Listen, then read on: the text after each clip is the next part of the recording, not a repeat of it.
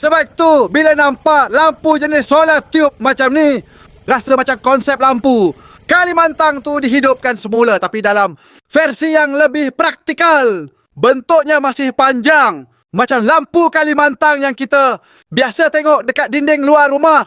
Bila dipasang dekat dinding tepi rumah, kawasan yang dulu gelap boleh jadi terang dengan cahaya yang sekata sepanjang lampu tu. Bezanya sekarang tak perlu tarik kabel dari dalam rumah. Lampu ni gunakan panel solar untuk kumpul tenaga matahari waktu siang. Bila matahari kena panel tu beberapa jam, tenaga akan disimpan dalam bateri di dalam lampu.